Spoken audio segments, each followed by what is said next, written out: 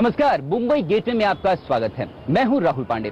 खबरों की शुरुआत करते हैं आज की सबसे बड़ी खबर से।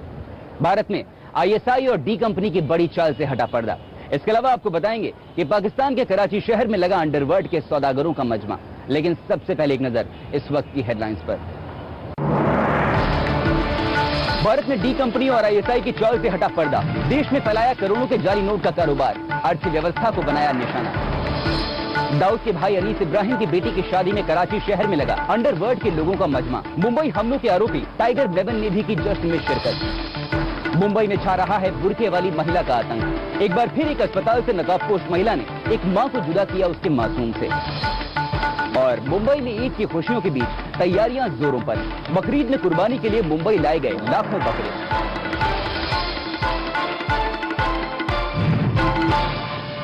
भारत के खिलाफ पाकिस्तान और आईएसआई की सबसे बड़ी साजिश से पर्दा हटा है। अब भारत पर सिर्फ हमले ही नहीं किए जा रहे, बल्कि भारत की अर्थव्यवस्था को निशाना बनाया जा रहा है। ये देश के खिलाफ वो नापाक साजिश है जिसे आईएसआई और डी कंपनी के लोगों ने अपनाया है, जिससे भारत की अर्थव्यवस्था नेस्ते नाबूद हो सके। देश को तोड़ने की नापाक साजिश, सबसे बड़ी ताकत बनने में रोड़ा। खौफनाक मंसूबों से भारत फिर दहला। डी कंपनी और आईएसआई की मिली भगत। जी हां, डी कंपनी और पाकिस्तानी खुफिया एजेंसी आईएसआई ने एक साथ मिलकर भारत के खिलाफ मोर्चा खोल दिया है। वो भारत को दुनिया के सबसे बड़ी ताकत के रूप में उभरते नहीं देखना चाहते। इसके लिए उन्होंने एक तरकीब अपनाई है। उन्होंने भारत में फैला दिया है नकली नोटों का जाल।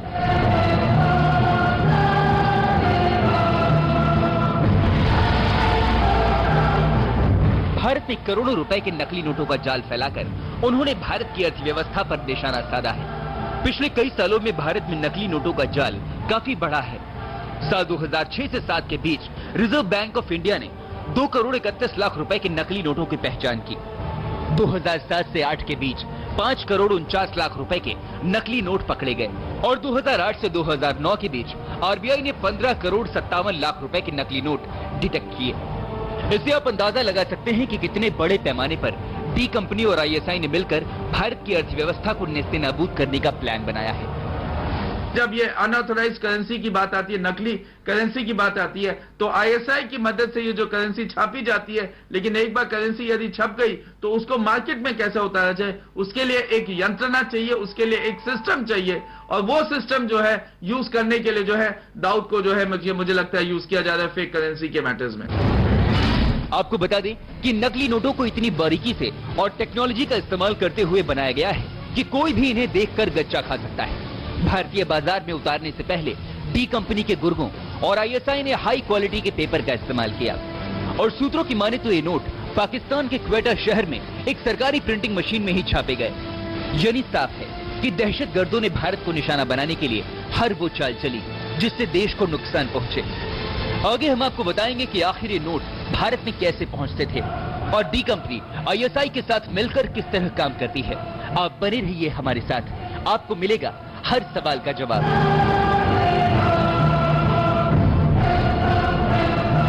प्रशांत पांडे के साथ राहुल पांडे, P7 न्यूज, मुंबई।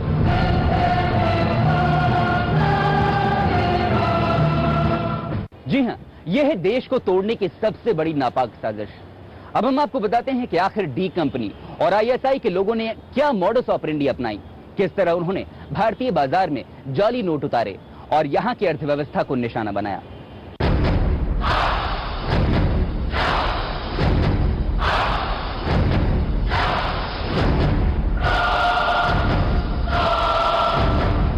भारत में पिछले कई सालों में जाली नोटों के कई गिरोह पकड़े गए और करोड़ों रुपए के जाली नोट बरामद किए गए।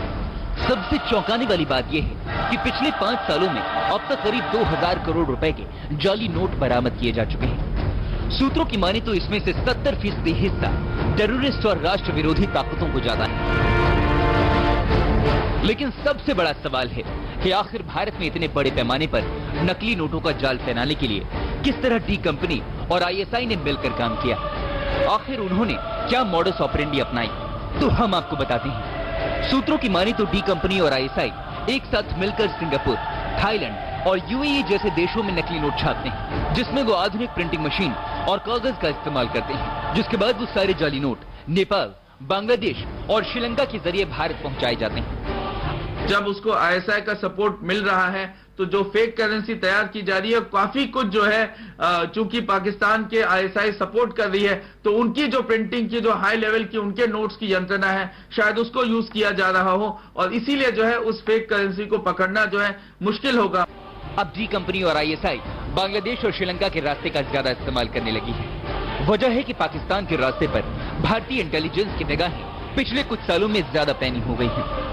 ये नोट 10 रुपए से लेकर 1000 रुपए तक हैं और 100 रुपए की जाली नोट को भारत में 60 रुपए में बेचा जाता है। सूत्रों की माने तो इस पैसे का इस्तेमाल आतंकवाद को फंड करने में किया जाता है। यानी साफ है कि भारत की अर्थव्यवस्था को नेस्ते नाबूद करने की पाकिस्तान ने ये चाल चली है और मकसद सिर्फ एक है, भारत में आतंकवाद की जड़ें जमाना।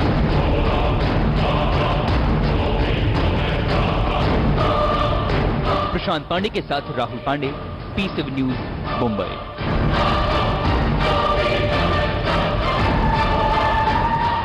हमारी अगली खबर भी आईएसआई और डी कंपनी से ही जुड़ी हुई है। फिर लगा अंडरवर्ल्ड के सौदागरों का मजमा। फिर देखे अंडरवर्ल्ड की काली दुनिया के परिंदे एक साथ। दरअसल ये मौका था दाऊद इब्राहिम के भाई अनीस इब्राहिम की बेटी की शादी का, जहां पर पाकिस्तान के कराची शहर में मौजूद हुआ पूरा अंडरवर्ल्ड एक साथ।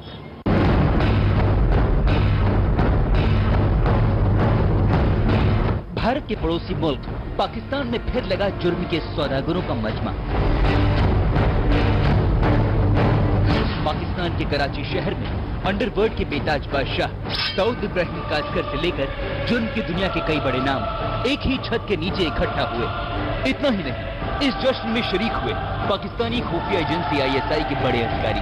दरअसल ये मौका था दाऊद के भाई अनीस इब्राहिम की बेटी की शादी का। ये शादी डी कंपनी से ही जुड़े सलीम चिपलून के बेटे से हुई और सूत्रों की माने तो दाऊद के साथ उसका सबसे खास छोटा शकील भी इस शादी में शरीक हुआ। शकील इस शादी में आने के लिए राजी नहीं था क्योंकि उसके और अनीस इब्राहिम के बीच 36 का आंकड़ा है, लेकिन दाऊद ने दबाव बनाकर उसे शादी में शरीक होने के लिए राजी कर लिया। कहा जा रहा है कि यह निकाह शनिवार दोपहर को हुआ और शाम को रखा गया दावत वलीमा। सूत्रों की माने तो इसमें आईएसआई और पाकिस्तानी आर्मी के कई लोग शामिल हुए। वैसे खबर यह भी है कि इस पार्टी में मुंबई हमलों का आरोपी टाइगर मेमन भी शामिल हुआ।